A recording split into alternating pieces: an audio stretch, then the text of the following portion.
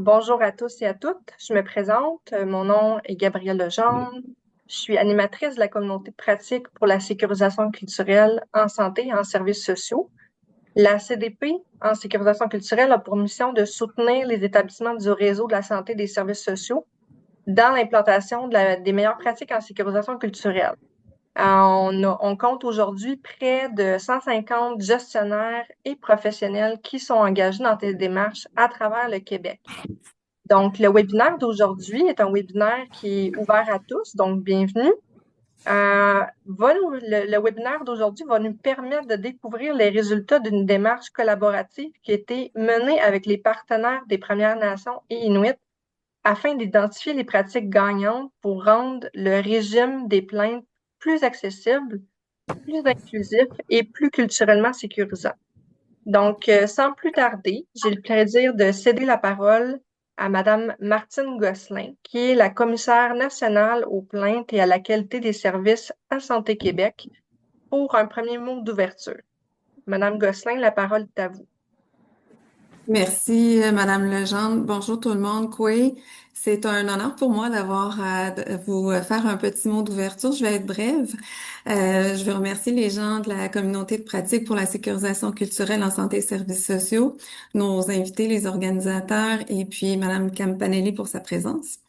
Je vais commencer par une petite réalité qui est pas si petite que ça et puis peut-être peut être difficile à entendre. Dans notre système de santé, il y a encore des situations où des personnes vivent des injustices. Cependant, ces personnes-là portent pas plainte. Pas parce qu'elles vivent pas de problème, mais parce qu'elles croient que le système n'est pas fait pour elles. Le système des plaintes, notamment, et c'est de ça qu'on va parler aujourd'hui, est pas fait pour elles. Puis ce constat-là doit collectivement nous interpeller tous. Et je pense que ce système doit être pleinement accessible parce que le régime des plaintes a été fait pour protéger tous nos usagers.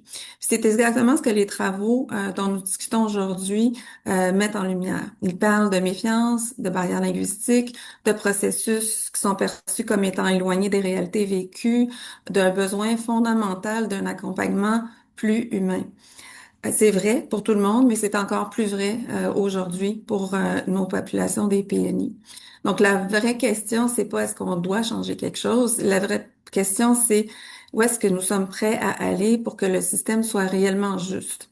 Le rapport qui va vous être présenté, c'est pas un exercice théorique, c'est vraiment une démarche de co-construction qui a été faite avec des partenaires, des Premières Nations, des Inuits, qui identifient les pratiques concrètes pour rendre le régime accessible, plus inclusif, plus culturellement sécurisant. C'est pas un diagnostic, c'est vraiment une responsabilité. Donc, on a une responsabilité en prenant conscience du rapport, de transformer nos façons de faire, de revoir nos réflexes, d'accepter ce qui a pas fonctionné pour des gens déjà, euh, puis ce qui fonctionne pour certaines personnes doit être fait puis remis en question, puis réaligné. Parce que la vraie confiance, c'est pas un décret, c'est pas un document, ça se construit. Ça se construit quand une personne est accueillie sans jugement dans sa langue, dans sa réalité, est accompagnée, pas dirigée à travers un processus, pas une étape à la fois, mais réellement accompagnée. Puis c'est cette transformation-là qu'on amorce. Puis je veux vous remercier vraiment pour le travail exceptionnel avec les équipes de Santé Québec ODIM, son commissaire, que vous avez avec nous Emmanuel aujourd'hui, nos partenaires des Premières Nations et des Inuits, les commissaires aux plaintes qui se sont impliqués aussi dans le travail et toutes les personnes qui ont contribué à la démarche d'aujourd'hui. Vous avez compris là, que moi, comme commissaire national, je m'engage à faire vivre les recommandations de ce rapport, puis à les mettre en lumière et à les faire avancer, puis à veiller à ce que le régime des plaintes, il y a quelqu'un qui cogne à ma porte, je suis désolée s'il y a du bruit, et à veiller à ce que le régime d'examen des plaintes devienne un véritable vecteur d'équité, de dignité, de confiance. La reconnaissance de chacune des voix nous donnera vraiment un système de santé et services sociaux plus équitable. Alors, merci pour l'opportunité de vous accompagner dans cette journée. Merci beaucoup, Madame Legendre. Merci à vous, Madame Gosselin, pour ce mot d'ouverture. Donc, on a maintenant un deuxième mot d'ouverture de Madame Nadia Campanelli, qui est directrice générale des affaires gouvernementales au sous-ministériat aux ressources humaines et affaires gouvernementales au ministère de la Santé et des Services sociaux. Donc, Madame Campanelli, je vous passe la parole. Merci beaucoup. C'est un long titre, hein, dit comme ça. Bonjour tout le monde. Oui. Je suis ici aujourd'hui pour remplacer Madame Caroline de Pocomandi-Morin qui malheureusement avait un empêchement. Puis, je suis très contente d'être parmi vous. Vraiment, merci. Puis, là où j'aimerais peut-être dans ce mot d'ouverture-là mettre l'emphase, c'est le fait qu'on le sait que dans les dernières années, le réseau de la santé puis des services sociaux puis la gouvernance du système a vécu quand même des très grands changements. Puis on le sait, ces changements-là, l'objectif, là, c'est de faciliter l'accès, la continuité des services, puis aussi d'assurer une prestation de service qui est sécuritaire, de proximité, puis de qualité. Puis collectivement, on le sait que ces transformations-là, ils vont pouvoir produire leur effet que si elles se traduisent vraiment concrètement sur le terrain par des pratiques qui sont respectueuses des personnes, des différents milieux de vie, puis de leur communauté. On le sait, c'est dans ce contexte-là que le régime d'examen des plaintes, bien, c'est un levier qui est essentiel pour l'amélioration continue des soins puis des services. Puis vraiment, les travaux qui vous sont présentés aujourd'hui, là, quand j'en ai pris connaissance, j'ai vu l'ampleur, le volet colossal qui est derrière tout ça. Puis les travaux, ils mettent vraiment en lumière avec justesse puis avec une grande sensibilité, selon ma perspective, là, les écarts entre les intentions puis aussi l'expérience réelle de plusieurs usagers autochtones. Euh, je l'ai dit, là, ce travail-là colossal, pour nous, il constitue un appel vraiment à revoir non seulement nos procédures, mais aussi notre posture ou nos postures, puis nos pratiques relationnelles, puis nos cadres de référence. Pour moi, c'est une invitation à poursuivre le travail, à aller de l'avant encore, puis à continuer de faire mieux ensemble. J'ai vu effectivement M. Morin, là, pour nous, c'est important de le remercier. M. Morin qui est commissaire aux plaintes puis à la qualité des services du CIUS de l'Ouest de l'île de Montréal. Vraiment, j'ai bien saisi là, que c'est lui qui est derrière la coordination puis la rédaction du rapport qui vous est présenté. Madame Gosselin le soulignait aussi. Ce rapport-là témoigne aussi d'une démarche de co-construction. Puis ça, pour nous, là, ça place au cœur du processus la parole des personnes membres des Premières Nations puis des Inuits. Puis ça reconnaît aussi à travers ça l'importance de l'oralité, des approches relationnelles puis des savoirs autochtones. Je vous salue vraiment là, collectivement pour avoir pu mettre ça en place. Puis cette approche-là, pour nous, bien, ça s'inscrit exactement dans les principes de l'approche de sécurisation culturelle pour lesquels le ministère de la Santé puis des Services sociaux puis le réseau s'est engagé, mais aussi que le gouvernement du Québec là, a mis de l'avant par différentes mesures. De notre côté, on considère aussi que ce rapport-là, c'est vraiment un outil stratégique qui va permettre de soutenir les actions à venir de Santé Québec, non seulement au palier central, mais dans l'ensemble des établissements et puis aussi de l'ensemble des partenaires du réseau. Je terminerai vraiment là, en remerciant l'ensemble des personnes, des organisations qui ont participé à cette démarche-là. Dans des rapports de ce type-là, je trouve que ça démontre toujours l'engagement, la volonté commune de faire évoluer notre système. Puis tout ça, moi, ce qui transparaît, là, c'est l'esprit de respect, d'écoute, puis de responsabilité partagée à travers ce qui s'en dégage. Donc, vraiment, je vais rester avec vous, je vais écouter. J'ai eu l'avantage de lire le rapport avant, vous l'aurez compris. Mais merci encore de votre invitation.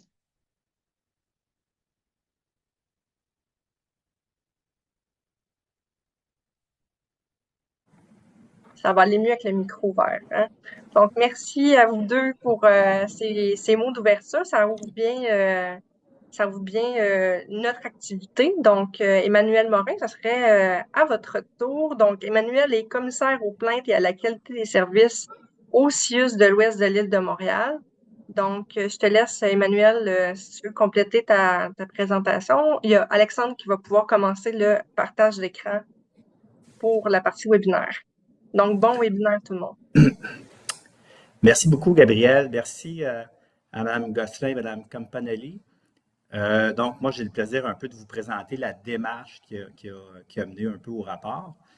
Et puis, je vais le dire à plusieurs reprises, hein, un constat parmi tous les constats qu'on a faits, puis je tiens à le dire, c'est la qualité des personnes qui sont ici, puis qui font un travail local. Moi, je pense que c'est ça qui c'est ça que je veux transmettre aujourd'hui. C'est, oui, on veut démontrer un peu le squelette de la démarche de co-construction qui nous a amené à consulter les Premières Nations et les Inuits pour le volet du traitement des plaintes, mais vraiment, c'est le travail colossal dans les établissements, dans les organisations, les communautés. On a découvert un peu partout des petites perles. Donc, je vais le renommer. Puis je ne veux pas rester sur mon texte, là, mais je vais quand même partir sur cette démarche-là. Donc, évidemment, c'est un régime d'examen des plaintes culturellement sécurisant pour les membres des Premières Nations et des Inuits qu'on souhaite. Donc, c'est aujourd'hui la diffusion du rapport de consultation des pratiques, mais vous allez voir à la slide suivante, la chronologie, donc, remonte quand même à un certain temps. Hein. Notre première rencontre, c'est en novembre 2023. Donc, vous pouvez imaginer que 6 mois à 9 mois avant, on germait l'idée.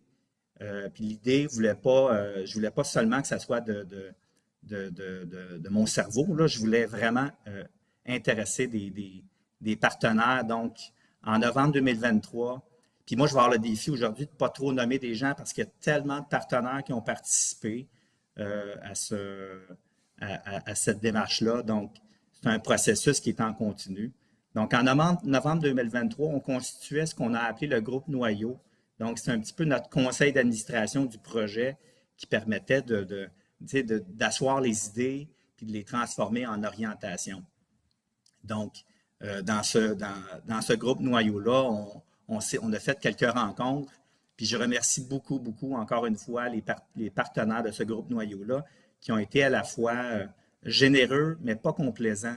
Vraiment, on avait des bonnes questions, puis ça nous a permis de redresser un peu le projet, puis de recentrer un peu le mandat qu'on s'est donné dans ce projet-là.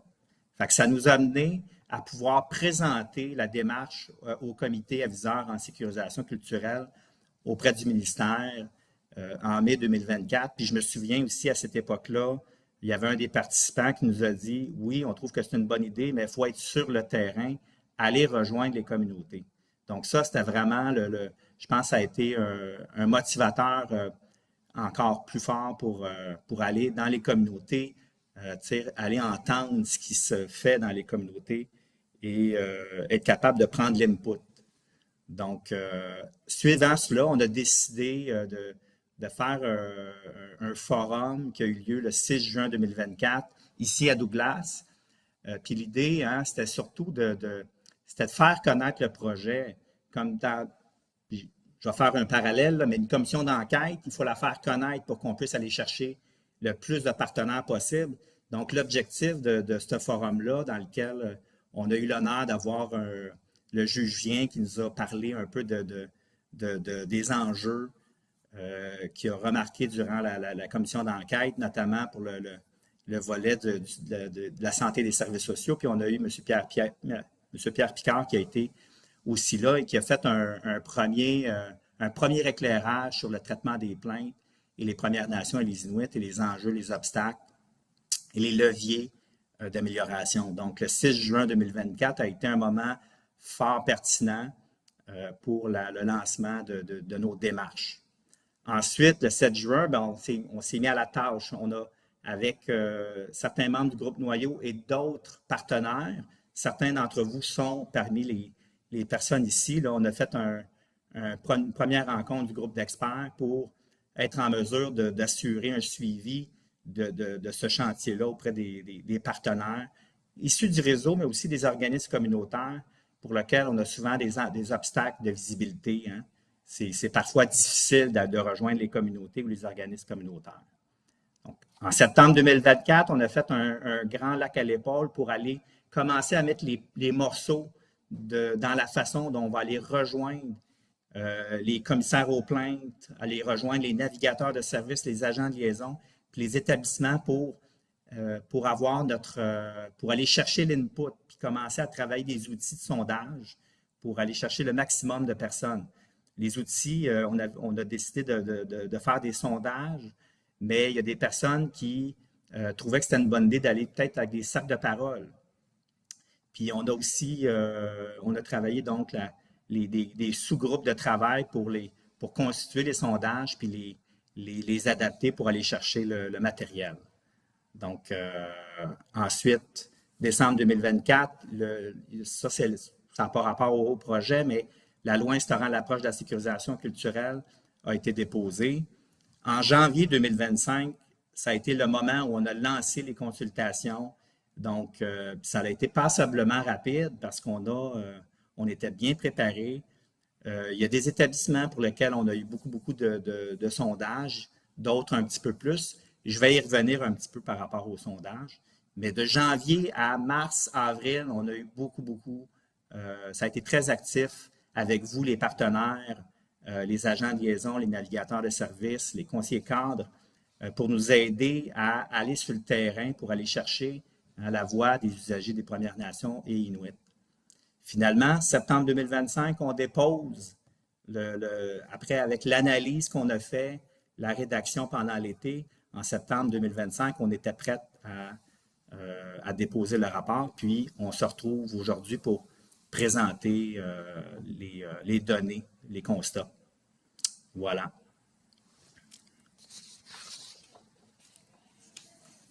Donc ça, c'est une photo qu'on a prise qui était, je pense que c'était le 7 juin à Douglas. C'était une partie du groupe d'experts qui était présent à Douglas.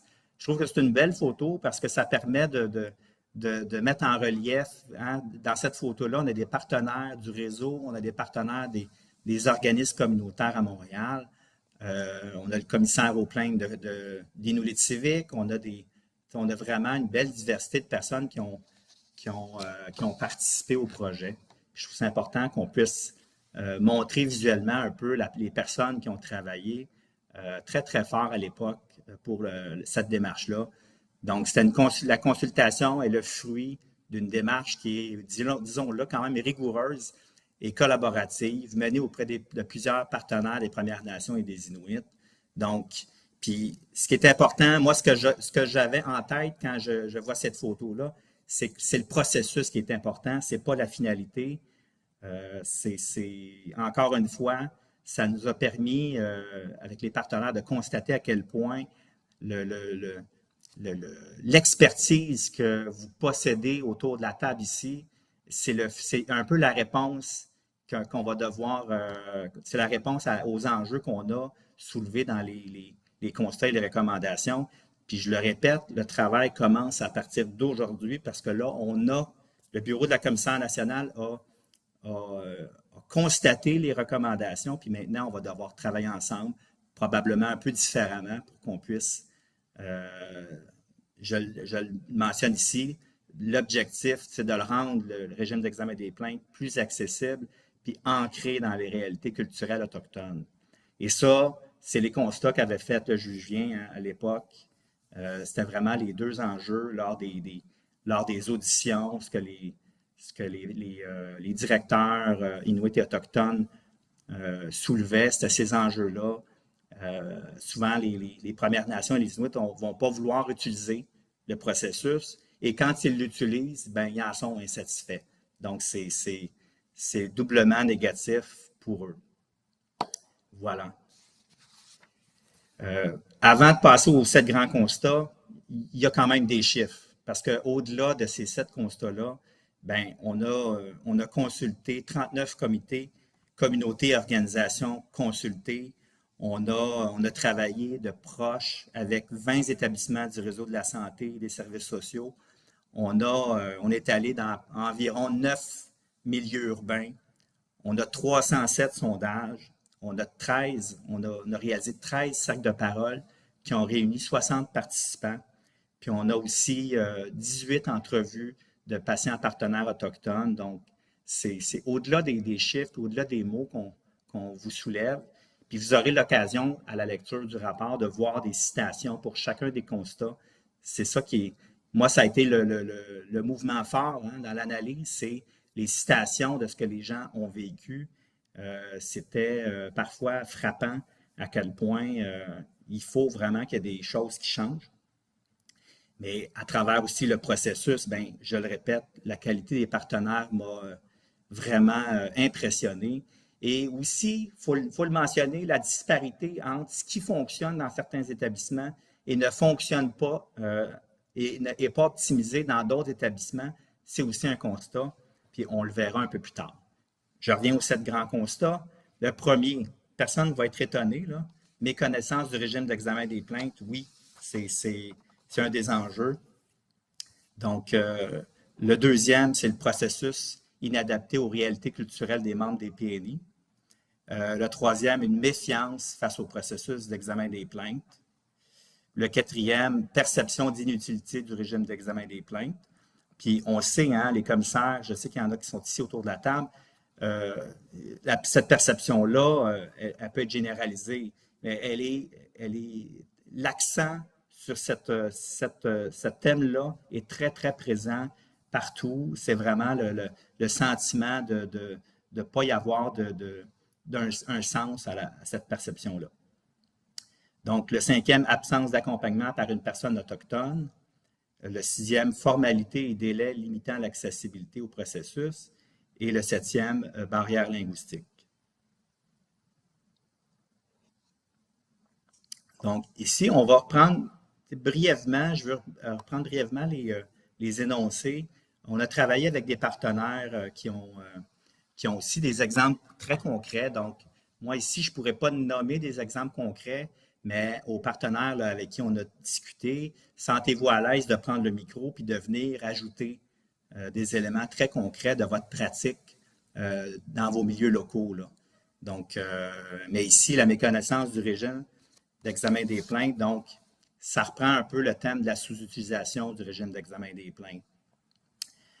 Donc, il y a peu de répondants qui connaissent le régime d'examen des plaintes. On n'était pas étonnés. Donc, la pratique gagnante qui est recommandée, qui est inscrite dans le rapport, c'est de déployer une stratégie intégrée de communication à l'intention des Premières Nations et des Inuits. Donc, ça ne veut pas dire qu'il n'y a pas des pratiques innovantes et des bonnes pratiques, mais ce n'est pas intégré. Il faut davantage avoir une vision d'ensemble pour la déployer et l'implanter, tout en respectant les distinctions, les particularités locales.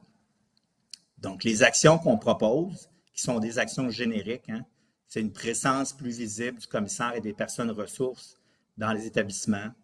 Donc, de produire des outils pertinents, par exemple des dépliants, diversifier les canaux d'information et avoir un site Internet convivial et un numéro unique. Ça, évidemment, là, ça serait une belle avancée d'avoir un site web là, qui permet rapidement d'aller chercher les informations puis de maintenir la communication auprès des communautés puis des usagers pour leur permettre d'avoir davantage d'informations sur le régime d'examen des plaintes. Voilà. Deuxième, processus inadapté aux réalités culturelles des membres des PNI. Ici, plusieurs répondants signalent des préoccupations culturelles ou linguistiques. Donc, la pratique gagnante recommandée, c'est mettre en place des moyens permettant d'adapter le régime d'examen des plaintes afin de refléter les valeurs et réalités des Premières Nations et des Inuits. Puis là, encore une fois, je le dis hein, pour les partenaires, si quelqu'un veut m'arrêter pour des exemples, Sonia ou Kim, vous êtes bienvenus. Vous pouvez vous manifester parce que moi, je vais en rester avec mes exemples génériques. Donc, les actions qui sont proposées, c'est de revoir le vocabulaire utilisé. Ça peut être de favoriser une approche orale, humaine et relationnelle ou recruter du personnel autochtone dans les commissariats, évidemment. C'est un enjeu qu'on souhaiterait régler en ayant du financement pour qu'on puisse aller chercher du professionnel autochtone. Mais on veut aussi souligner au Saguenay-Lac-Saint-Jean, Sonia qui a mis en place le comité des usagers autochtones au Saguenay-Lac-Saint-Jean. Hein. Sonia, je sais qu'on s'en est parlé à plusieurs reprises à quel point le comité des usagers que vous avez mis en place est une approche très sécurisante et adaptée pour votre communauté. Donc ça, c'est une perle qu'on a eu l'occasion de découvrir dans la démarche de co-construction. Sens-toi à l'aise, Sonia, si tu veux dire un mot sur cette slide-là. Okay, peut-être que tu n'es pas avec nous. Allô, Sonia. Allô, oui. Sonia Bossum, je me présente, je suis conseillère cadre à la liaison autochtone au CIUS Saguenay-Lac-Saint-Jean. Puis l'exemple, justement, qu'Emmanuel nommait par rapport à à des initiatives là, qu'on a ici au CIUS dans notre région. Quand je suis arrivée en fonction, là, rapidement, j'ai rencontré la personne ressource du comité des usagers ici, Domaine du Roi, puis après ça, des autres RLS. Puis, en discutant, au début, elle avait nommé l'idée de peut-être recruter une personne autochtone au sein de son comité. Puis là, après ça, parce qu'on disait un peu, puis quand je rediscutais de ça avec d'autres personnes après, de nos démarches et tout ça, je disais effectivement, c'est une bonne idée de vouloir créer un comité vraiment distinct, un comité composé seulement d'Autochtones, et de voir la possibilité de créer ce comité-là. Parce que c'est ça, en recrutant des fois seulement une personne autochtone, c'est pas toujours facile hein, de prendre notre voix puis de faire exprimer nos propres réalités, nos enjeux, tout ça. Tandis que là, on s'est dit, ben, on va créer comme justement que l'effet de groupe, on va faire rayonner tout ça. Puis ça a pris des démarches à l'interne, des autorisations aussi, tout ça, des présentations, des autorisations aussi à l'interne, autant au niveau du ministère et tout ça. On a vu la possibilité de pouvoir créer ce comité-là. Aussitôt qu'on a eu les autorisations, toutes les choses étaient prêtes. Puis pour vous donner un exemple de comment on a fonctionné pour le recrutement, il y avait un événement. Ça tombait au 21 juin. On s'est présenté à l'événement. On avait un kiosque. On a comme vraiment créé des outils intéressants. C'était vraiment avec l'approche en discutant avec les gens, tout ça. Puis c'est sûr que en étant autochtone de ma communauté, ben c'est sûr que les gens disaient hey, mais qu'est-ce que tu viens faire dans tout ça, c'est intéressant, on va en savoir plus. Fait que là, les gens venaient, puis c'est ça, à partir de là, on a recruté plusieurs membres. On avait une dizaine de noms qui étaient intéressés. Présentement, il y en a quand même 8, 9 qui sont encore très proactifs dans le comité. Donc, la création du comité est très active depuis 3 ans. Les personnes qui sont bénévoles représentent la voix des usagers autochtones, puis comment dire ça, ils font rayonner aussi pour toute la région, pas seulement pour l'établissement du RLS dans le coin de Robertval. C'est ça, c'est des gens qui viennent de différents milieux, qui ont vraiment des belles compétences aussi. C'est vraiment intéressant la composition de notre comité. On a une porte-parole aussi. On avait même modifié aussi notre approche. Comment dire, normalement, on appelle ça des présidents et nous autres, on a été dans d'autres approches. On a plutôt nommé comme une porte-parole du comité versus le concept de président. Fait que même dans nos concepts, on l'a travaillé de cette façon-là. Puis, c'est ça, les gens étaient intéressés hein, à s'impliquer. Ils veulent être impliqués, ils veulent être au courant, ils veulent apporter quelque chose. Donc, clairement, tout de suite, ça a fonctionné. Puis après ça, on a commencé avec nos comités. Là, c'est sûr qu'on n'en fait pas la présentation aujourd'hui, là, mais on a fait une première rencontre d'accueil. Puis après ça, il y a vraiment ça n'a pas arrêté là, dès le début de nos rencontres. Puis c'est ça, dans le fond, eux autres, ils agissent aussi comme porte d'entrée pour les usagers. C'est comme des personnes de confiance. Ils sont connus aussi de la communauté ou de d'autres communautés parce qu'on n'a pas juste des gens de Mashtouliat aussi dans le comité. Ils jouent vraiment bien leur rôle. Puis parfois, ils font des kiosques. Ils participent à des événements. Puis des fois, ben justement, ils sont à l'affût de ce qui se passe un peu dans la communauté. De mon côté aussi, c'est sûr que je vois des choses qui se passent. Puis ce qu'on voyait des fois, là, c'est des commentaires, des plaintes c'est des gens qui faisaient pas des plaintes officielles, mais qui faisaient des plaintes sur les réseaux sociaux. Donc, à ce moment-là, on s'est dit, bon, ben, nous autres, je pense on a décidé d'un fonctionnement, on s'est dit, on va les contacter, ces personnes-là, puis on va leur expliquer qu'est-ce qui peut être fait avec eux, l'accompagnement, puis leur expliquer les processus des plaintes, on va réfléchir ensemble, on va être à l'écoute et tout ça. Donc, pour nous, ça fonctionne vraiment bien. On voit que l'accès est plus fluide, plus facile, qu'ils comprennent plus aussi les démarches et tout ça. Donc, c'est ça. Fait pour nous, les membres du comité font des kiosques, comme je disais, ils participent à des événements et tout ça. Puis, comme je disais, sont à l'affût aussi sur les réseaux sociaux. Ils m'informent. Fait que c'est sûr qu'ils passent par moi beaucoup pour m'informer qu'est-ce qu'on fait, qu'est-ce que tu en penses. Puis rapidement comme ça aussi, maintenant qu'est-ce que je pourrais dire? Tu sais, le sens d'être écouté aussi. Le sens, ils sont écoutés. C'est comme la place de poser des questions aussi. C'est sûr que le lien de confiance est là aussi. Puis aussi, un élément que je voulais comme nommer, même si vous n'avez pas nécessairement de comité des usagers autochtones, c'est sûr ça peut être une bonne idée d'en créer un dans vos régions, là, mais aussi de travailler en collaboration, en partenariat. Fait que quand je suis arrivée, j'avais ce souci-là, vu que je voyais que c'était beaucoup plus des plaintes vers les réseaux sociaux. Puis je me demandais si effectivement il y avait des plaintes qui étaient vraiment formulées. J'avais rencontré le CAP, les commissaires aux plaintes, les personnes ressources, les comités des usagers. Ils disaient non, on a très peu de plaintes ou presque jamais. Fait que là, je dis, ça se peut pas parce que je vois beaucoup de choses, moi, dans les réseaux sociaux. Les gens me racontent ou viennent me parler, puis où j'en avais déjà entendu parler. Fait que c'est là que tout ça est né, toutes ces idées-là, de collaborer ensemble, puis vraiment que les commissaires aussi, nous autres aussi, on est vraiment en collaboration étroite. Fait que ça fait beaucoup la différence aussi. Puis vous expliquer un petit peu dans nos processus, là. Je peux continuer, Emmanuel? Ben oui, tu peux Peut-être dans cette présenter. stade-là, tant qu'à faire aussi.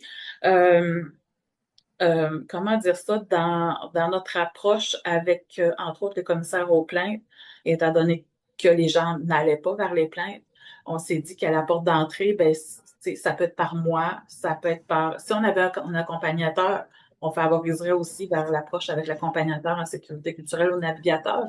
Dans ce cas-là, ben, c'était beaucoup avec moi ou avec les membres du comité. Puis la porte d'entrée, ben, c'est ça, c'était les gens pouvaient justement, suite à la discussion, puis souvent, ben, ils ont besoin de parler avant parce que souvent, les gens ne sont... c'est pas clair dans leur tête qu'ils veulent officiellement porter une plainte. Tu sais, ils veulent parler, ils veulent raconter leur histoire, ils veulent raconter leur expérience. C'est ça qu'ils veulent faire au départ. Fait qu'on est là comme pour ça. Puis après ça, ben, justement, on les guide, on les explique un peu. Là, il y a le volet personnes ressources. Ils peuvent faire des interventions. C'est pas des plaintes officielles, mais c'est comme des traitements d'insatisfaction, des interventions qui peuvent être faites quand même auprès des gestionnaires. Il y a ce volet-là. Puis on accompagne aussi quand même vers le commissaire aux plaintes. Puis nous autres, ce qui fonctionnait bien, c'est qu'avec le commissaire, il se disponibilisait rapidement dans la même journée. Je dirais même dans la demi-journée, des fois même dans l'heure qui suivait, sinon dans la journée même. Puis on s'entendait ensemble. Souvent, on était comme le courroie pareil pour la communication parce que la personne, elle choisissait de passer un peu par nous pour communiquer avec le commissaire. Puis à ce moment-là, rapidement, en communiquant avec la commissaire, elle disait « Je suis disponible à telle heure ». On regardait comment la personne elle voulait communiquer. Est-ce qu'elle souhaite être téléphonée? Est-ce qu'elle veut téléphoner? Est-ce qu'elle veut être accompagnée par un de nous? Puis parfois, ben, on s'est déplacé pour des rencontres dans des milieux pour prendre la plainte. C'est sûr que c'est plus souvent dans les alentours, là, Robertval, dans ces coins-là, Machetourière, et tout. Puis après ça, ben, on faisait le processus. Des fois, ben, il y en a qui ont vraiment besoin d'accompagnement. Fait qu'à ce moment-là, exemple, pour simplifier, la rencontre se faisait sur Teams, connecté avec la commissaire qui était à l'écran. C'est des choses comme ça qui a fonctionné vraiment pour nous, là. Toutes sortes d'exemples comme ça. Fait que je dirais, en tout cas, des choses que j'avais retenues là, dans nos fonctionnements, c'est que, comme je disais, il y en a qui sont pas toujours sûrs de vouloir faire une plainte. Ils ont besoin d'expliquer, parler de leur histoire, de leur expérience. Puis après ça, je dirais, ben c'est ça, ils ont besoin de connaître les différentes options aussi. Moi, c'est ça que j'observe. C'est que les gens disent, ben je sais pas, je vais faire une plainte officielle, c'est une grosse démarche, mais en même temps, tu sais, en tout cas, je vais vous expliquer un peu après tout à l'heure, là, mais dans les options, c'est ça, c'est de voir, des fois, c'est justement les interventions avec les personnes ressources aussi. Mais ils ont vraiment besoin d'expliquer, puis de comprendre, puis de réfléchir ensemble, même si la décision leur appartient. Puis c'est vraiment ça, dans l'accompagnement là, que ça faisait réellement la différence, là. Merci Sonia, merci beaucoup. Puis je rappelle, hein, on est allé dans des établissements, tu vois, chez vous, à Saguenay-Lac-Saint-Jean, c'est un bel exemple de l'importance du processus. On a travaillé avec Isabelle Nice puis Julie Bouchard beaucoup pour aller au Bédouin. On n'a pas pu y aller pour des raisons, des raisons particulières. Mais c'est pas important parce que c'est justement, c'est le travail qu'on a fait de se connaître, d'apprendre à travailler ensemble qui est le plus important. Puis ça, en soi, c'est un succès. Merci Sonia, j'apprécie beaucoup. Pour le troisième, j'avance. Méfiance face au processus. Vous ne serez pas étonné, évidemment, c'est un thème qui est récurrent. Donc, faire connaître les bureaux de commissariat, c'est vraiment c'est l'enjeu ou la solution, en fait, c'est dépendamment de où on le situe. Donc, c'est encore une fois, mon constat, c'est la disparité dans les établissements. Certains établissements sont très bien équipés. Il y a une collaboration entre le bureau de plainte et les navigateurs de service, les agents de liaison, les bureaux autochtones. Donc ça, il y a vraiment des choses à aller voir, à aller travailler éventuellement. Donc, pratique gagnante qui est recommandée. Déployer des mesures pour un dialogue juste, respectueux et sécurisant, bien, ça y va de soi. Il faut juste le mettre en pratique. Donc, les actions proposées, c'est de reconnaître la légitimité de la parole de l'usager. Quand il le dit, il faut le croire, il faut l'écouter, c'est la bienveillance. Donc, renforcer et faire connaître la confidentialité et l'indépendance du régime d'examen des plaintes et la protection contre les représailles. Il faut le nommer, puis il faut mettre des efforts en ce sens-là. Donc, éventuellement, aussi à terme, former les commissaires, navigateurs, agents de liaison aux réalités autochtones. Donc, c'est vraiment un défi. C'est un défi pour cet aspect-là. Moi, je la mets, je la pose sous forme de question. Quelles sont vos pratiques dans vos établissements? On veut le connaître. C'est là, encore une fois, que le chantier va commencer. On veut savoir ce que vous faites d'innovant dans vos établissements. On va au 4. Donc, perception d'inutilité du régime d'examen des plaintes. Donner du sens à la plainte, il faut bien le communiquer. Donc, souvent, ce qu'on voyait dans l'analyse des données qu'on a reçues, c'est qu'il y avait une absence de retour après le dépôt d'une plainte, renforçant la conviction que le processus n'a pas de retombée. Donc, c'est d'autant plus vrai quand que tu ne connais pas tant le régime d'examen des plaintes, puis que tu as de la difficulté tu as une certaine résistance, une certaine méfiance, bien, ça devient difficile de bien expliquer à quoi sert le régime d'examen des plaintes. Donc, le bureau de la commissaire nationale, Mme Gosselin, est bien au fait qu'il faut travailler la valorisation du régime d'examen des plaintes pour aider les établissements à s'améliorer. Et pour ça, il faut quand même que les usagers puissent avoir une impression que le régime est là et qui va répondre à quelque chose. Donc, garantir un suivi rigoureux, transparent et personnalisé à chaque étape, c'est la pratique gagnante qui est recommandée. Puis les actions qu'on propose de manière générique, favoriser des retours verbaux, si possible dans la langue du plaignant. Communiquer aux usagers les recommandations et les changements concrets réalisés. Communiquer au public les retombées du traitement des plaintes sur la qualité et l'accès aux soins et aux services.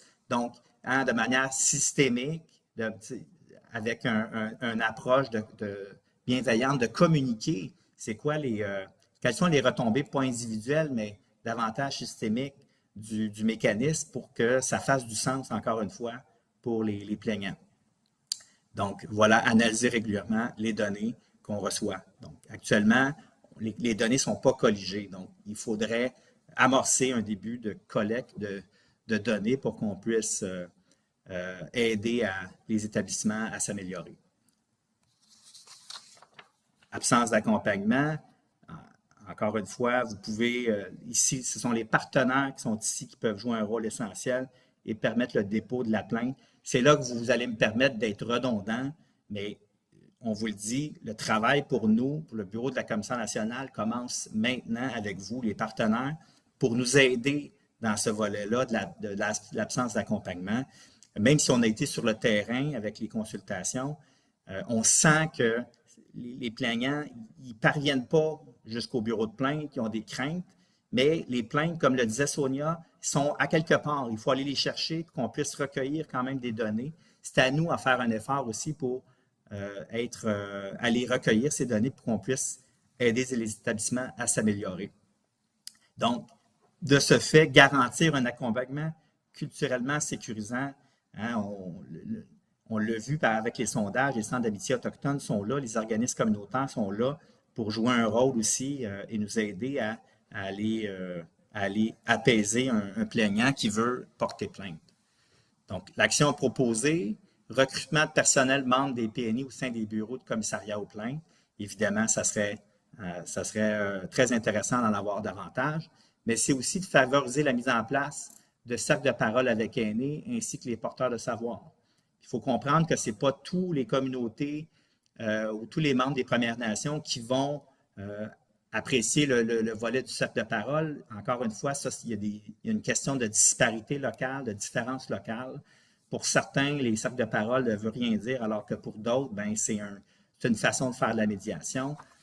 Ça, c'est toute la richesse et la couleur qu'on peut retrouver dans chacune des communautés, puis qui va se faire à l'aide localement de vous, les partenaires, pour savoir quel est le meilleur médium, le meilleur moyen pour accompagner les usagers. Donc, formalité et délai limitant l'accessibilité au processus. Chez nous, on a eu un départ d'Éric Villeneuve, qui était commissaire adjoint au 6 Lanaudière. Éric était formidable pour expliquer cet aspect-là, hein, de la formalité et délai limitant. Il a expliqué à quel point la démarche d'aller dans sa communauté à Manawan était profitable et toute son approche. Lui-même était un facilitateur pour expliquer comment on traite une plainte, puis des fois, c'est pas compliqué, c'est juste la posture. Éric disait souvent, je ne me présente pas comme un commissaire, je me présente d'abord comme je suis Éric. J'ai la fonction de commissaire, ça me reste. Fait que, c'est ça aussi c'est ça aussi les pratiques qu'on peut aider puis à améliorer. Puis on est content, Éric, il est ailleurs, mais c'était un agent qui a favorisé beaucoup les consultations, puis de marcher le terrain, d'aller dans sa communauté. C'était comme ça qu'il commençait l'explication d'adapter le processus. Donc, en gros aussi, c'est les formulaires qui peuvent être jugés complexes, un modèle centré sur l'écrit avec des délais trop longs. Donc, la pratique gagnante recommandée, on veut simplifier le processus de plainte et favoriser la réactivité. Réactivité étant, le plaignant, il arrive dans ton bureau aujourd'hui, c'est là que ça se passe. Comment tu peux répondre davantage puis faire du sens à son besoin actuellement? C'est de ça qu'on parle par réactivité. Il y a un moment présent, une fenêtre d'ouverture, il veut te donner des informations. Comment on peut trouver des moyens pour respecter ce besoin-là? Puis, encore une fois, aider l'établissement à s'améliorer. Donc, les actions proposées, privilégier les rencontres en personne ou recevoir la plainte téléphoniquement, aller à la rencontre des communautés, des organismes communautaires autochtones. Donc, encore une fois, ça fait du sens, on le dit souvent. Puis, malheureusement, ça demande du temps. Mais ça, justement, il faut prendre le temps d'être présent. Ça change souvent la donne, la perspective, puis la compréhension qu'on va avoir de notre intention. Donc, puis aviser des délais. Le prochain, barrière linguistique, où on peut parler aussi de réalité linguistique. Donc, plusieurs répondants parlent uniquement une langue autochtone à la maison ou les écrits en français ou en anglais sont insuffisants pour favoriser une communication efficace. Bien, ça aussi, on le voit, ça je le vis quotidiennement dans ma pratique, notamment pour des situations de protection de la jeunesse ou de santé et services sociaux. Donc, si on peut proposer d'avoir une conclusion dans la langue de la Première Nation, bien, comment on peut améliorer et optimiser les outils pour favoriser le partage de ces outils-là, ça fait une différence. Donc, à long terme, à moyen et à long terme, ça va renforcer l'accès au régime d'examen des plaintes dans une langue comprise par les usagers autochtones. Donc, les actions proposées, du personnel bilingue ou multilingue, permettre l'expression en langue maternelle, faire appel aux services d'interprètes et ressources de navigation au besoin. Il faut que ça devienne un réflexe. Il ne faut pas que ça soit juste j'y pense ou c'est pas disponible. C'est disponible, ça c'est à renforcer. Voilà. Emmanuel, j'ajouterais peut-être pour oui. le terme barrière linguistique. C'est des choses aussi, là, en travaillant tout ça en collaboration, en co-construction ensemble, tu sais, justement, des mots à changer ou fait que c'est sûr que on dirait peut-être de notre côté des réalités linguistiques ou parce que barrière linguistique ça peut donner d'autres connotations, mais c'est toutes des choses justement là, je pense que le processus va être en continu. Je pense que pour ce travail-là, puis en tout cas, fait que je pense qu'il y a des terminologies, des choses qui peuvent être encore développées, tout ça. Absolument. Merci Sonia, merci pour ton intervention. Voilà, ça termine ma partie. Je vous laisse au bon soin de Audrey Maude Soutière.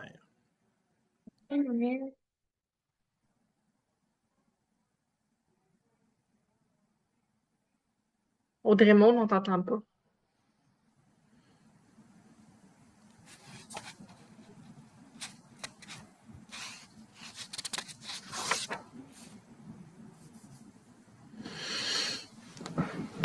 On t'a entendu au début, par contre.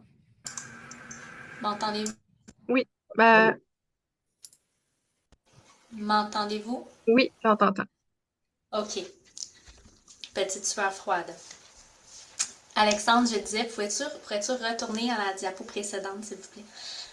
Merci beaucoup. Bonjour tout le monde. Koué. Merci à tout le monde d'être là. C'est vraiment un plaisir d'être ici avec vous ce matin.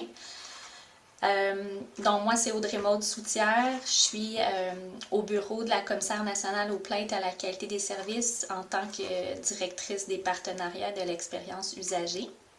Merci aussi à Alexandre Beaulieu d'être là, qui est conseiller en sécurisation culturelle au bureau et qui soutient tous ces travaux. Donc, comme Madame Gosselin l'a mentionné d'entrée de jeu, c'est certain qu'au bureau, on accueille très favorablement le rapport avec beaucoup d'ouverture et d'engagement. On veut faire toutes les améliorations qui doivent être faites, mais bien le faire. Donc ça veut dire en co-construction, je pense qu'Emmanuel a bien souligné toute la nécessité de travailler avec vous, avec les partenaires, tout le monde qui peut contribuer de près ou de loin. Parce qu'en gros, nous, on n'a pas l'expertise. On n'est pas des experts en sécurisation culturelle. Donc, on veut aller travailler avec les gens qui peuvent contribuer à ce niveau-là. Donc, c'est pour ça que dans la démarche qu'on a à faire, on propose une gouvernance qui reflète cette intention de co-construction. Et là, Alexandre, tu pourrais aller à la diapo suivante. Je voulais juste pas voler le punch.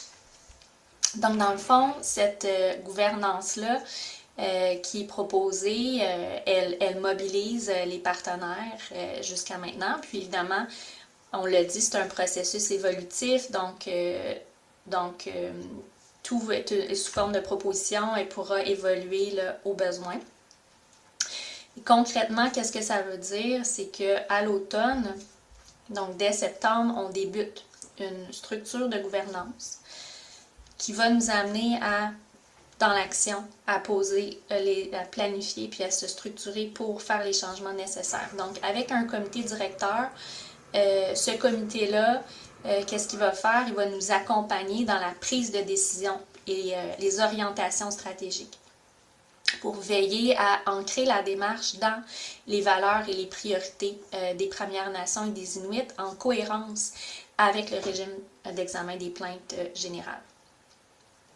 Aussi, un comité aviseur qui, lui, est consultatif et qui va pouvoir faire des recommandations au comité directeur basées sur son expertise, ses connaissances spécialisées du traitement des plaintes auprès des usagers des Premières Nations et des Inuits. Donc, évidemment, le projet qu'on souhaite réaliser en co-construction avec le leadership et le soutien de cette structure de gouvernance, c'est le pôle d'expertise avec et pour les Premières Nations et les Inuits, qui est la diapo suivante. Donc, pour être plus succinct, là, on va faire référence au pôle. C'est le pôle d'expertise. Qu'est-ce que c'est le pôle, en fait? Le pôle, c'est le véhicule qui va nous permettre de mettre en œuvre les recommandations du rapport. Donc, comment on propose de faire ça? En fait, en actualisant une offre de service qui va être destinée aux commissaires, aux usagers et aux partenaires, qui va être portée principalement par le commissaire de l'Ouest de l'île de Montréal, qui est Emmanuel, son équipe, avec le soutien du bureau de la commissaire nationale, de la structure de gouvernance, des experts, des partenaires. Donc, ça se fait en collaboration, ce travail-là. Donc, dans les 4 axes de cette offre de service, on retrouve en fait une réponse, on pense, aux recommandations du rapport. Donc cette réponse-là qui est organisée en fonction des 4 axes, qui est co-construite et qui va se déployer sur plusieurs années à partir de l'automne. Donc, plus spécifiquement, on a l'axe 1. Emmanuel, Sonia l'ont illustré précédemment. L'accompagnement dans le traitement des plaintes, c'est un besoin très important. Donc, l'idée, c'est de s'inspirer des bonnes pratiques. Sonia a parlé de celle du Comité des usagers autochtones du Saguenay-Lac-Saint-Jean. Il y en a d'autres aussi. Emmanuel a parlé de Petites Perles.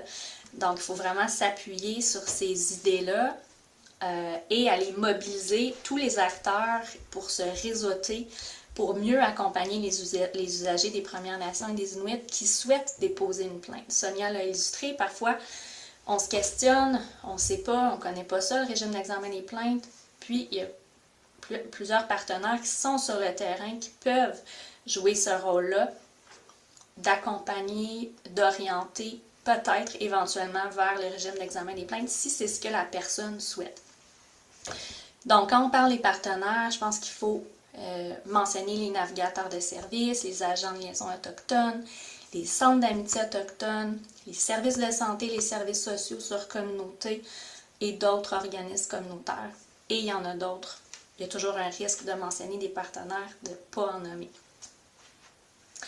Dans cet axe, il y a aussi le projet d'une prise en charge centralisée des plaintes déposées par les usagers Premières Nations Inuit à Montréal, au commissariat de l'Ouest de l'île de Montréal, qui au fil du temps a développé une expertise par rapport à ça.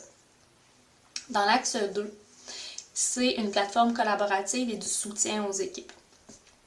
Donc, à terme, ça sera un espace collaboratif dédié au personnel autochtone et allochtone qui dessert la clientèle Premières Nations Inuit dans les commissariats, qui va permettre le partage d'expertise et l'harmonisation des pratiques. Il y aura aussi la formation, du support technique et des solutions au niveau de la traduction et de l'interprétation. On a entendu que c'était vraiment un besoin. L'axe 3, lui, stratégie de communication, promotion et sensibilisation, évidemment, il vise à répondre aux constats de méconnaissance et de méfiance, qui sont des constats dans le rapport. Donc, il y aura une plateforme web informative et sécurisante culturellement, d'autres activités de communication pour faire connaître les services, le régime d'examen des plaintes, via des stratégies comme sur les médias sociaux, une gamme d'approches. Mais aussi, Emmanuel a parlé de l'importance d'être sur le terrain, donc des tournées et des rencontres. Le présentiel est vraiment important. Aujourd'hui, on est en virtuel, ça permet beaucoup de choses, mais ça ne peut pas remplacer les rencontres entre personnes. Le présentiel, ça nous permet d'aller beaucoup plus loin. Donc, on en profite aujourd'hui pour vous mentionner qu'en mars 2027, il y aura un forum qui va se consacrer à la sécurisation culturelle du régime d'examen des plaintes et qui va rassembler les acteurs qui s'intéressent de près ou de loin à la démarche et qui veulent y contribuer. Donc, on vous invite à rester à l'affût pour les détails de cet événement. Finalement, l'axe 4, qui lui se concentre sur l'évaluation, la performance et les mandats spéciaux.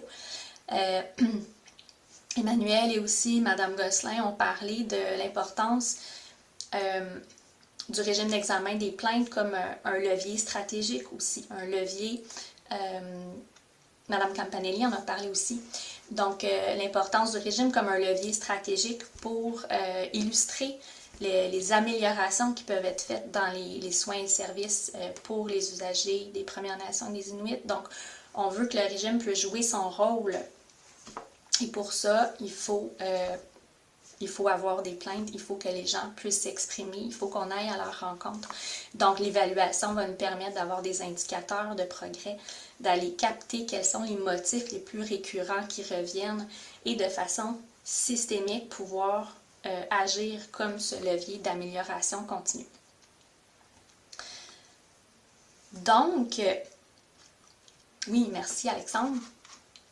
En termes d'avancement et de prochaines étapes, le rapport dont on parle, eh bien, le ministère pourra mieux en parler que moi, mais bref, la publication est prévue là, bientôt.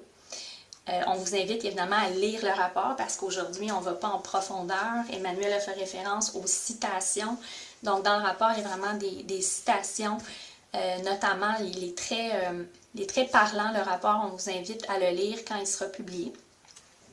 Et il y aura aussi la mise en œuvre graduelle du pôle d'expertise au courant de l'année 2026 et des années à venir, avec notamment le démarrage de la structure de gouvernance là, dont on vous a parlé à l'automne, la plateforme collaborative également, la stratégie de communication. Tout ça va être co-construit. Évidemment, on ne fera pas ça tout seul, on va avoir besoin de vous. Et le forum en mars 2027. Donc, ça conclut la présentation. On vous remercie grandement. Nous, on pense que c'est un travail important. On a écrit démarche historique, absolument, parce que c'est un besoin d'aller vers la sécurisation culturelle du régime. Il y a beaucoup de travail à faire.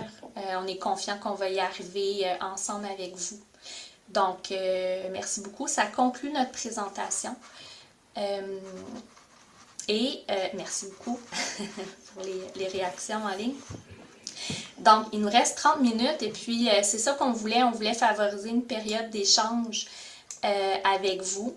Et puis, c'est sûr qu'on accueille les questions et commentaires absolument. Et puis aussi, d'entrée de jeu, on a pensé mettre dans le fil de discussion les coordonnées des commissaires aux plaintes dans les régions du Québec. Plusieurs d'entre eux et de leurs équipes sont d'ailleurs ici avec nous aujourd'hui. Merci d'être là. Et la raison pour ça, c'est que en parlant de plaintes, en parlant en fait de situations difficiles, ça se peut que des personnes parmi vous pensent à des situations personnelles que vous avez vécues et que vous pensiez vous-même peut-être faire une plainte. Donc, on va mettre les coordonnées dans le fil de discussion. Évidemment, ici, on ne pourra pas traiter de situations là, personnelles. Mais cela étant dit, étant donné qu'on veut une mobilisation, c'est ce qu'on souhaite, on se demandait, vous, quand vous entendez ça, comment vous voyez contribuer à cette démarche-là? Je voulais peut-être ajouter un petit quelque chose. C'est ça que je voulais ajouter. Mon micro est ouvert. Oui, hein? Dans les réflexions que j'avais, là, justement, souvent dans les organisations, ça cherche à savoir comment amener les usagers vers les processus de plainte ou vers, en tout cas, fonctionnement, tout ça. Ben, de notre côté, comment je vois ça, c'est comme on devrait plutôt essayer d'aller vers les usagers, en fait. C'est un peu comme dans le fonctionnement avec notre comité de représentants autochtones, là. Puis, c'est ça, dans les collaborations, j'ai trouvé vraiment important de le souligner encore, d'investir dans les collaborations parce qu'il y a des rôles complémentaires qui sont super importants. Puis, comme je disais, même si vous n'avez pas des comités de représentants autochtones, on sait qu'on était les premiers, on est bien contents, là, mais ça, des rôles complémentaires avec des personnes, nous autres, vraiment qui fonctionnent super bien dans nos partenariats. C'est vraiment ça. Nous autres, c'est le partenariat avec les comités des usagers, avec notre comité de représentants autochtones, avec nos partenaires, des fois, les services de santé aussi, ce sont vraiment des partenaires importants. Il y en a plein là, qu'on pourrait nommer, là. Puis aussi les accompagnateurs, navigateurs et tout ça. Fait que, dans moi, ce que je retiens beaucoup aussi, là, c'est la collaboration, le partenariat, d'investir là-dedans, dans les relations, la proximité, les partenariats, la co-construction, la confiance. Puis tout ça, ça va rendre le mécanisme plus accessible puis aussi plus sécurisant. Merci beaucoup, Sonia. Je vois deux autres mains levées, Marie-Ève et Janaïna. On va commencer par Marie-Ève. Marie-Ève, est-ce que tu peux brièvement te présenter ton titre et ton organisation pour le bénéfice des autres? Oui, donc moi c'est Marie-Ève Barbeau, je suis agente de liaison en sécurisation culturelle à Santé Québec Baie James, fait que je suis située à Chibougamau, mais c'est pour les établissements là, non autochtones dans le secteur de la baie James. Ma question, en fait, c'est drôle, fait écho à votre propre question, Raymond. Je me demandais quelles étaient les attentes envers les établissements. Dans le rapport, est-ce que c'est identifié qui sont les porteurs des différentes actions? Puis est-ce qu'il y a des actions que vous avez déjà identifiées qui concerneraient davantage les établissements? C'est une très bonne question. Moi, ma lecture, c'est que le rapport va pas aussi loin que ça parce que c'était un rapport de consultation. Donc, les idées qui sont ressorties étaient des pistes d'action, mais qui vont pas à ce niveau-là. Donc, je pense que c'est un travail qui va venir et qui doit être fait, qui nous intéresse là, absolument, d'aller un peu chercher la collaboration des différents acteurs, qui soient dans les établissements et hors des établissements également. Donc, on est intéressé à vous entendre si vous avez des idées et nous, on travaillera là-dessus là, au courant des prochains mois également. Oui, puis je vais renchérir au démon. Tu sais, l'idée ici, c'est que vous faites tous, tu sais, au quotidien, vous faites déjà des actions locales. Puis nous, on sait pas, on n'est pas au fait de toutes les actions locales. Le pôle a été fait c'est des actions structurantes pour aider à renforcer les actions qui sont positives et faites dans certains établissements ou absentes dans d'autres établissements. Donc, c'est ça qu'on veut. On veut venir aider des établissements qui sont un peu moins experts, de par leur région géographique, de par X facteurs, mais c'est des actions structurantes. Donc, on n'est pas dans le petit monitoring, mais on est là, puis la plateforme qu'on a aujourd'hui, c'est une plateforme extraordinaire pour nous, là, pour vous passer le message qu'on veut vous entendre, on veut que vous vous manifestiez parce qu'on va aller probablement chercher des expertises que vous avez à un niveau local. C'est ça, on veut que vous gardiez cette expertise locale, mais on veut en extraire les meilleures pratiques, puis aider à un niveau plus national ces bonnes pratiques-là. J'ajouterais aussi que si vous avez des besoins que vous voyez pour agir à ce niveau-là, c'est une opportunité pour les mentionner aussi, pour qu'on les entende, puis que ça puisse nous influencer sur quoi prioriser. Parce que, comme on l'a dit, il y a beaucoup de fronts, on l'a synthétisé en 4 axes. C'est beaucoup d'actions qui doivent être menées. Donc, si par exemple, demain matin, on se disait, on agit tous dans ce sens-là, qu'est-ce qui serait à prioriser? Ça serait une question là, sur laquelle on aimerait vous entendre aussi. Merci, Audrey Maud, Emmanuel. Marie-Ève, ça répond bien à ta question? Fait que c'est ça, le travail commence, comme Emmanuel le dit quelquefois. Janaina, est-ce que... De mon côté, c'était toujours pour féliciter les démarches et aussi j'ai hâte de voir tout le matériel, les présentations que vous allez partager après et juste raconter qu'on a déjà programmé les démarrages de projets des droits des autochtones et commissaires aux plantes. Je suis accompagnée dans ces rencontres avec notre deux commissaires aux plantes, Alina. Janaina, est-ce que tu peux juste donner ton titre, ton organisation? Oh, désolée. Oui, je m'appelle Janaïna Coelho-Adam. Je suis à PPR, conseillère en sécurisation culturelle pour Santé Québec Montérégie-Ouest. Je travaille étroitement avec nos partenaires des Kahnawake et Aguesasne. Et on vient de démarrer notre 2e plan d'action de 3 ans avec la communauté des Kahnawake et on est en phase de construction avec Aguesasne. Merci Gabriel. Alors on va commencer en septembre. On a déjà une date fixée et on a un groupe avec 15 personnes confirmées déjà pour participer au démarrage du projet. Oui, je suis accompagnée d'Isabelle Davy et Alina Drogiano, qui sont nos commissaires aux plantes aussi au SISMO. Et c'était vraiment soulevé par la communauté les besoins d'avoir les commissaires aux plantes plus proches Alors, est-ce qu'elle peut venir dans nos événements, participer, on peut donner un kiosque pour qu'elle parle avec nos aînés, les personnes de la communauté. C'est tellement intéressant de voir tout ce que vous avez dit, c'est vraiment en consonance avec ce qu'on a déjà dans notre plan aussi. Félicitations.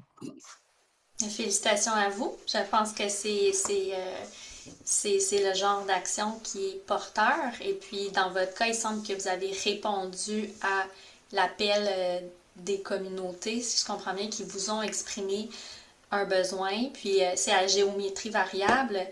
On est allé présenter avec Emmanuel, Madame Gosselin, à la table des directeurs des services de santé et services sociaux de la Commission santé et services sociaux des Premières Nations du Québec et du Labrador, pardon, j'ai soufflé, en février. Et on a vu un peu la diversité des situations. Donc, il y a des communautés qui expriment ce besoin, qui ont le temps à consacrer à ces démarches-là, et il y en a d'autres qui ont d'autres priorités, qui nous l'ont dit carrément. Donc, c'est possible aussi. Puis à ce moment-là, je pense qu'on peut vous s'outiller collectivement pour que quand le moment est opportun, quand il y a des opportunités, on peut les saisir. Donc, merci beaucoup. Merci à vous. Janaïna, donc il nous reste encore une vingtaine de minutes. Est-ce qu'il y a d'autres personnes qui souhaiteraient s'exprimer, prendre la parole, s'il y a des commentaires, des questions? Chez Audrey Maud, que tu avais demandé comment vous voyez contribuer à ces différents axes-là, ou quelle action, il y a eu beaucoup d'actions ou de pratiques gagnantes qui ont été proposées, lesquelles on devrait peut-être prioriser. Donc, peut-être qu'on peut continuer sur cette lancée. Marie Hertel, est-ce que vous voulez juste donner votre titre et organisation? Je vais ouvrir votre micro.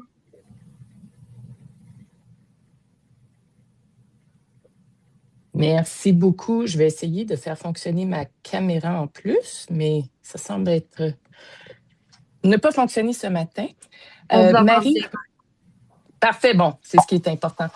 Marie Hertel, je suis gestionnaire dans la direction de la qualité au Centre universitaire de santé McGill. Plusieurs d'entre vous avaient travaillé avec Caterina Staltari, qui est dans mon équipe et qui est notre conseillère en partenariat de soins culturellement sécurisants.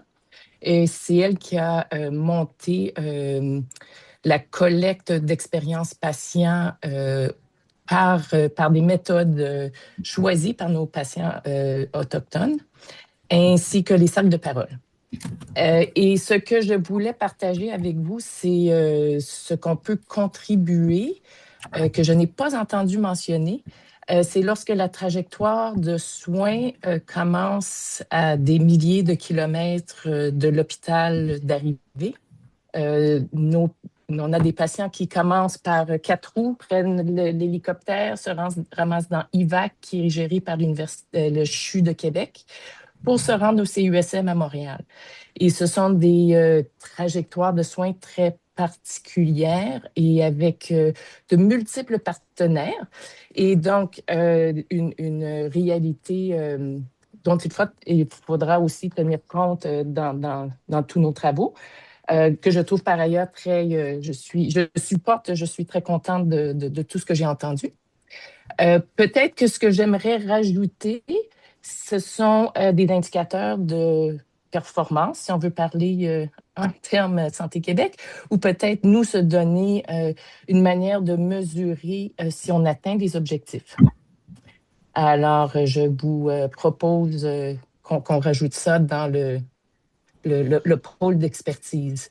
Évaluer la performance, j'espère que ça va comprendre une manière de mesurer si l'usager autochtone est également satisfait du changement dans nos processus. Merci, Marie. Très bon point. J'invite aussi les membres de la communauté de pratique qui ont accès là, au SharePoint partagé à retourner voir votre présentation que vous aviez faite dans le cadre d'une activité spéciale sur l'évaluation de la sécurisation culturelle où on avait présenté la démarche de consultation là, qui avait été faite auprès des patients autochtones. C'était vraiment très intéressant et je vois beaucoup de liens là, avec le projet d'aujourd'hui. Puis je voulais juste renchérir, Gabriel. Merci, Madame Hurtle. Puis je veux souligner l'excellence de. Je sais que Katrina, j'ai vu qu'elle a quitté, mais Katrina, écoute, le travail qu'elle fait pour le CUSUM, pour les patients partenaires autochtones. Tu sais, je veux vous dire qu'on le voit, on le perçoit, l'engagement est excellent. Puis on travaille déjà en Katrina et moi, on travaille déjà sur la suite pour le pôle PNI. Mais on a pris en considération vos 2 points. C'est 2 excellents points qui font partie des actions structurantes. Le volet, hein, on l'a nommé pour l'axe 1, on regarde les trajectoires de plainte parce que parfois, effectivement, hein, les patients arrivent soit des communautés CRI, soit du Nunavik. Puis là, ils vont voir un spécialiste, ils vont voir un autre hôpital, hein, puis ils reviennent soit à Olivik, soit à Espresso. Puis c'est compliqué. On voit que la trajectoire est pas simple à suivre. Fait qu'on y tient compte, puis on va travailler cet aspect-là dans l'axe 1. Puis l'axe 4, les indicateurs de mesure, oui, vous avez raison, on va travailler des indicateurs quantitatifs et qualitatifs. On est aussi en train de travailler certains sondages pour avoir les perspectives des bureaux de plainte, mais avoir les perspectives de vous, les agents de liaison, navigateurs de services, conseillers cadres, sur le niveau de collaboration que vous avez, soit avec les communautés puis les bureaux de plainte. Donc, ceux qui font un travail de collaboration extraordinaire, on va le voir. Puis ceux qui ont des enjeux ou qui ont des choses, des actions à améliorer, on va aussi le voir. Fait qu'on va venir vous supporter. C'est dans ce sens-là qu'on dit que les 4 axes vont être structurantes. C'est qu'on veut que les comités directeurs et le comité aviseur naviguent le pôle avec des indicateurs de mesure.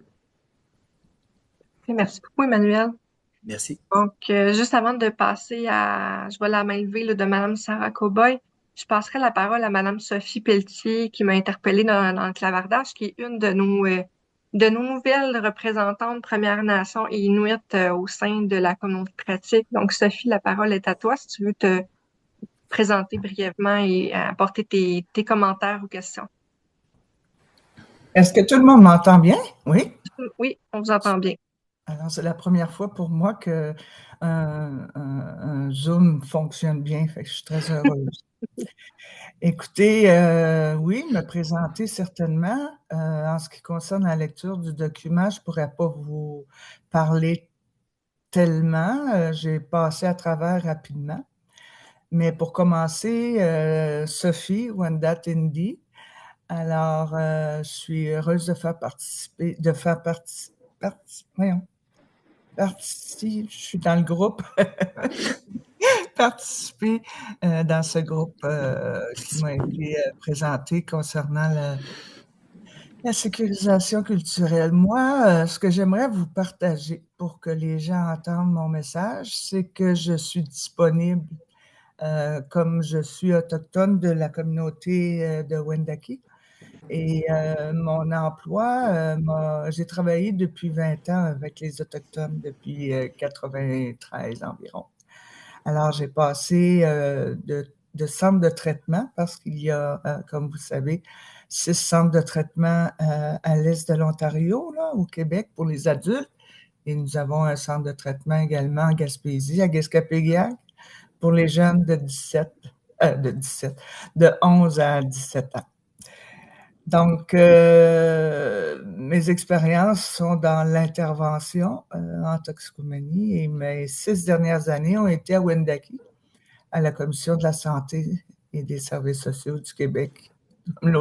Comme l'autre personne avant moi, OK, je vais reprendre mon souffle, la CSSS PNQL. Alors, mon poste était de coordonner les agents PLADA et faire la formation.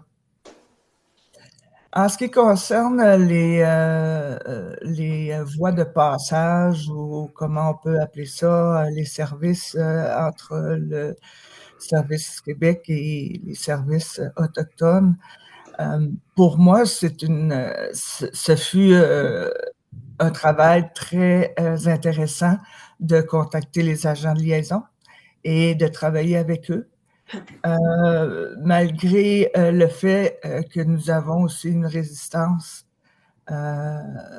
pour aller s'ouvrir auprès des intervenants québécois. Je crois que la communication souvent est peut-être difficile et l'ouverture, d'ailleurs, je pense que les approches pourraient être améliorées, à mon avis, et l'implication de Premières Nations dans tous les comités doit être assurée, à mon avis. Je ne connais pas tous les comités, alors pour moi, c'est des suggestions que je fais. Et si c'est possible, ben, j'aimerais en faire encore plus. Alors, je vous souhaite une bonne journée. Merci de m'avoir accordé la parole. Onin. Merci beaucoup, Sophie, Onin. Merci. J'aimerais juste mentionner que toutes les contributions sont appréciées. Tout le monde a un rôle à jouer. Donc, on retient, là, Madame Pelletier, merci beaucoup. Oui, faire appel aux agents de liaison autochtones, absolument. Ils doivent faire partie de l'équation, puis adapter l'accueil aussi. Là, on comprend bien que c'est un besoin. Puis, on est allé vite là, dans la structure de gouvernance tantôt qui est proposée. Certainement que les partenaires autochtones sont là, sont même majoritaires, je dirais, là, dans les comités. Merci beaucoup. Ça va. Merci. Donc, on va poursuivre. J'ai trois mains levées ou 3 interventions. Il y a Mme Sarah Cowboy, ensuite ça va être Mme Bellefleur. Donc, Mme Cowboy.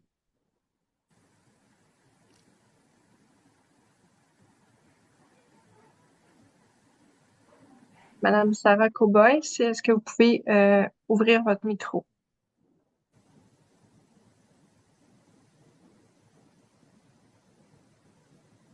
Hello. I'm going to speak in English. Can you hear me? Yes. Right now, I'm using interpretation so I can understand what's being said. So I'm glad I participated. Because I just wanted to share how we work in our region. I am the commissioner for a few years now with Region 18, La Baie James. So I work with closely with mostly the commissioners from Val-d'Or, Chibougamau, and Montreal General Hospital, Royal Victoria Hospital. And we work closely with the users committee also at the Royal Vic Hospital in Montreal. And what I like very much, what Sonia presented, because we would like to have also the same committee, users committee in our region, but we have a very large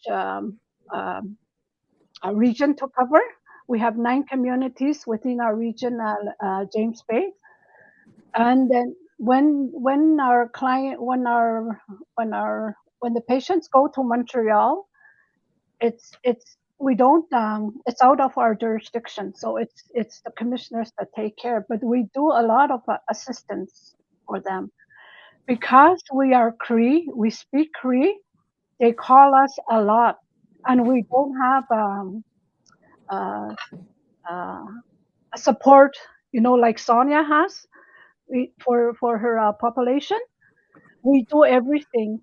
So we take, and it's true. They like to talk. They don't want to complain. They just want to talk, express what they're going through in the hospitals and in the services, and they don't want to complain. So we do a lot of navigation assistance, directing them to the right service for our region, and we do a lot of that. So hopefully, because I sit in the committee with Emmanuel, because I work with Emmanuel, I did the surveys also. I help surveys with our region, and I know what the clients want. Even though I speak my language, I help them. They call our service as a complaint office right away. There's no a line in between, so they can talk. Sometimes I think myself as a social worker. Sometimes I think we need a social worker in our in our department so they can talk, they just need to talk and express, and they're okay. They may get frustrated, they get mad when they call, but it's just the listening that's very important. And eventually they would calm down. So when they say thank you for listening, that's the best part of being on the other line for them. So I like that. So I know I met Sonia when she did her presentation at the Douglas, and we've been trying to set up a similar committee for our region that would help. We do have translators in Montreal at the hospital, so they have access to translators. But when they make the complaint to the commissioner's office, it's a language barrier, so we cannot. Of course, somebody can go. The translators can go, but it's the contact. It's the translation is not there. So I just wanted to point that out. How we our services, what we provide up north in our region. Thank you. Merci beaucoup pour le partage. Emmanuel ou Audrey-Maud, est-ce que vous voulez réagir? Non, à part que, écoute, c'est toujours un plaisir de travailler avec Sarah Cowboy, une expertise. D'abord, une infirmière de profession, Sarah Cowboy, mais aussi on travaille ensemble depuis le début. On travaillait à adapter des situations quand j'étais commissaire adjoint, puis on s'aidait tous les deux, on s'appelait. Je veux dire, c'est toujours un plaisir de travailler avec Sarah Cowboy et son équipe. Puis voilà, je suis très content de te voir, Sarah. Merci. Donc, j'ai Madame Diane Bellefleur. Oui, bonjour. Oui, mon nom est Diane Bellefleur. Je travaille pour le regroupement de Mamit Inuit. Dans le fond, nous, on offre le service aux communautés plus de la Côte-Nord, mais on donne aussi un service pour les Atikamekw. On donne un service pour à peu près 23 communautés. Dans le fond, notre rôle est de donner le transport quand les Autochtones y arrivent dans les 3 points de service, Sept-Îles, Québec et Montréal. Puis on accompagne les patients c'est nous qu'on trouve leur hébergement. On rembourse les frais de repas aussi. Puis il y a beaucoup de patients qui arrivent très loin, comme de Pakwashipi, Unamenchipu, Masteuiach. Eux, pour avoir accès aux soins, il faut déjà il y a déjà une barrière qui commence dans leur communauté. Il faut qu'ils aillent consulter, il faut que l'infirmière, il faut que tout passe par l'infirmière des dispensaires, des centres de santé, des communautés. Fait que quand ils arrivent ici, c'est comme si que leur état il est déjà très avancé. Fait que là, on est en train de toujours rattraper du temps perdu dans les communautés. Puis ces gens-là, quand ils arrivent ici, quand on peut les sauver, quand ils peuvent se faire soigner, mais après ça, ils expliquent leur cas aux médecins. Puis des fois, ces gens-là, c'est très difficile pour eux autres d'expliquer qu'il y a déjà une barrière dans leur communauté. Ils arrivent ici, ils ont une autre barrière, ils n'ont pas leur famille. Des fois, ils ont des mauvaises nouvelles, ils sont comme tous déboussolés. Après ça, il arrive, mettons qu'il y a eu un Medivac, un transfert, parce que c'est à Sept-Îles au début qu'ils sont transférés. Après ça, il y a un autre transfert qui se fait interhospitalier de Sept-Îles à Québec. Puis là, dans le transfert interhospitalier, il y a là aussi une autre barrière parce qu'il y a, mettons que c'est un aîné qui ne parle pas français, il n'a aucun mot français. Il n'est pas capable de, quand il arrive en urgence, il faut qu'il se fasse opérer en urgence, mais il comprend pas c'est quoi les soins qu'il doit nécessiter. Puis là, après ça, il comprend pas qu'est-ce qui va se passer. Fait qu'il peut pas, il est pas en mesure d'accepter ou de consentir pour les soins qui sont nécessaires. Fait qu'on est comme tout le temps en barrière, en barrière linguistique où il faut que tu sais, se faire comprendre, c'est très difficile. Plus tu vas dans des régions éloignées, plus la langue est très difficile. Puis aussi, quand il arrive ici, le soin, il a été prodigué.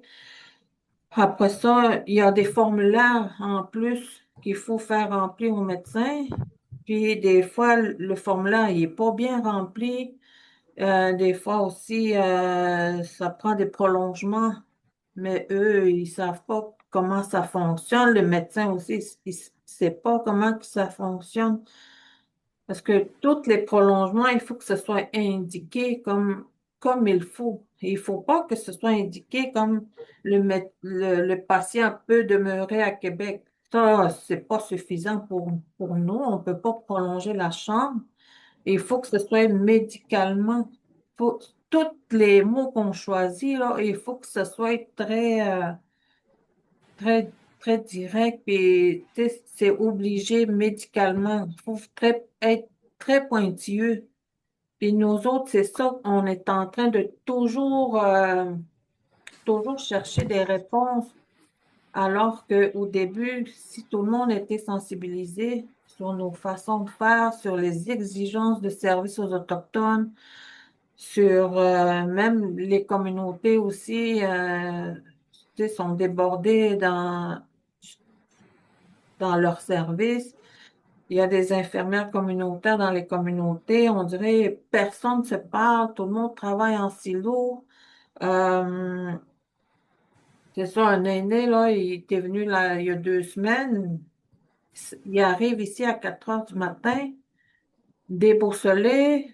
Il n'a pas consenti à l'opération. Il aurait pu être échappé. Tu sais, il y a beaucoup de situations là, que déjà dans les communautés ça traîne dans les communautés. C'est ça. Après ça, c'est toujours des barrières linguistiques. C'est comme tout le temps en escalade.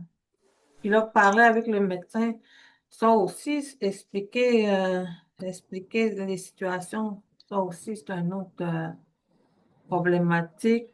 Les formulaires que nous, on reçoit, il y a aussi de notre bord aussi, on a une autre barrière parce que on n'a pas accès on n'a pas accès, tu sais, c'est des dossiers confidentiels, ça, je le comprends, là.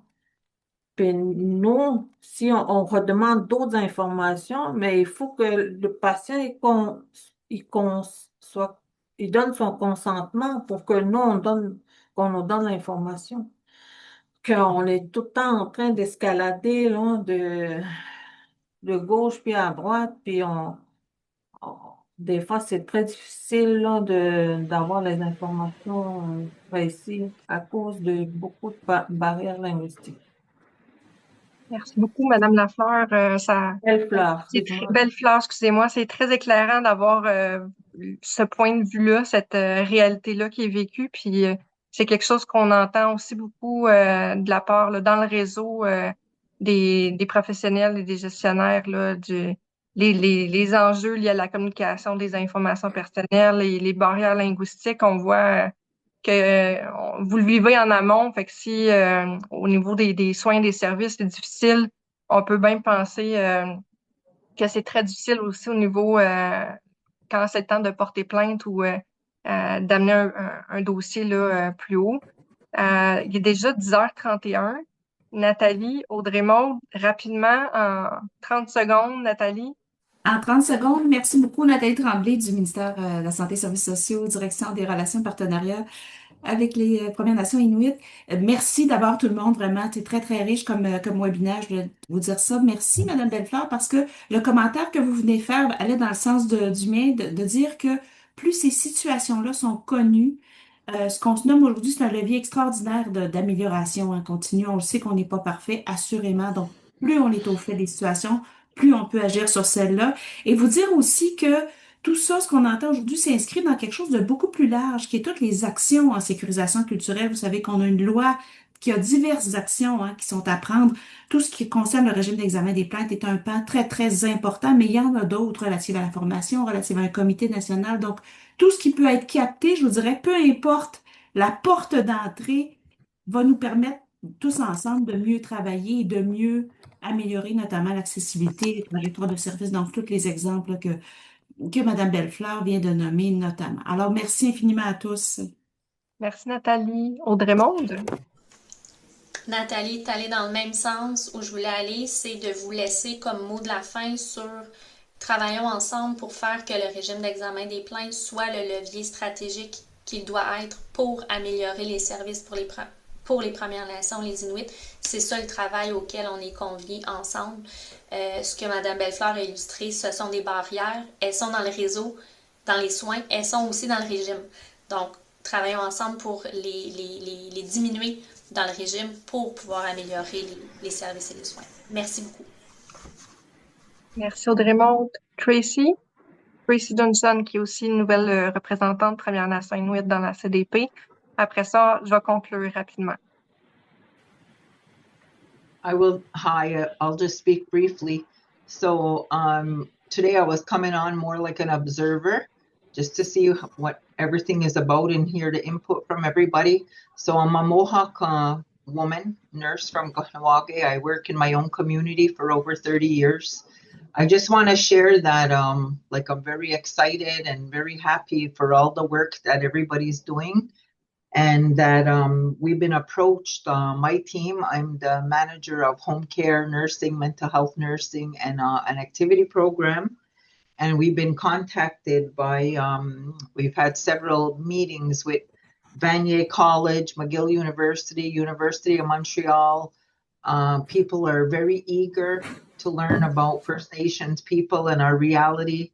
And it's nice to hear that the schools are really taking a vested interest in improving the way that their new students are going to be taking care of First Nations people, because we obviously know that the education regarding First Nations people is really lacking in the school and in the communities and in the population in general. So just to know that it's going to be starting in the schools, to have an awareness and to have an openness to learn and to acknowledge that we are different from mainstream society, but that we also have a lot to offer in, the world in terms of health and environment and just caring for our mother, the earth. So I just want to thank everybody for all their efforts. It's really, I'm really grateful and we really appreciate it. And like Audrey said, let's just all work together and do the best we can to continually make improvements for First Nation people. Merci Thank beaucoup, you. Tracy. Merci. Thank you. Merci. Je suis contente que vous ayez pris la parole, Tracy et Sophie, qui sont deux de nos 15 nouvelles représentantes Premières Nations Inuit dans la CDP. Audrey-Maude, mot de la fin, 30 secondes. Merci à tous pour votre temps. Votre temps est précieux. On apprécie. On vous invite à lire le rapport, à nous contacter. Donc, dans le fond, comme on a dit, il y aura un... Est-ce qu'on l'a dit, Gabrielle? Dans le fond, oui, il va y avoir un fil de discussion qui va être lancé sur le forum de la communauté pratique, le forum Vivant Engage. C'est sûr que ça, c'est une partie qui est plus réservée aux membres. Mais s'il y a des gens qui veulent poursuivre la discussion en lien avec la thématique du webinaire d'aujourd'hui, on va lancer un fil là, sur cette thématique-là. Et le rapport, dès qu'il va être rendu public, le publié, je m'engage à vous faire parvenir à tous les participants qui étaient là aujourd'hui. Là, vous allez sûrement le recevoir par d'autres voies, là, mais en plus, vous l'aurez aussi par moi, par courriel là, à l'ensemble des participants. On demande si le rapport va être disponible en anglais. Oui, il y aura Nathalie. une traduction de courtoisie, assurément. Oui. Donc, si vous souhaitez avoir la traduction, il faudra en faire la demande, mais oui, il y aura une version de courtoisie en anglais disponible. Donc, voilà, écoutez, j'ai un grand merci à nos présentateurs, présentatrices, aux nombreux participants qu'on a eus, participants membres de la CDP, participants en dehors de la communauté pratique. Merci aussi à nos traducteurs, traductrices. On a débordé de quelques minutes. Merci d'être resté avec nous. Donc, ça sera intéressant. Emmanuel, merci de rester en contact pour qu'on puisse faire un suivi peut-être dans un an et demi, quand vous serez rendu à l'Axe 4, quand on aura fait un tour de roue, de pouvoir avoir un retour là, des expériences qu'ils auront, puis des apprentissages, puis des retombées du projet. Merci beaucoup, Koué. Bonne fin de journée à tous. Merci, au revoir. Merci beaucoup tout le monde.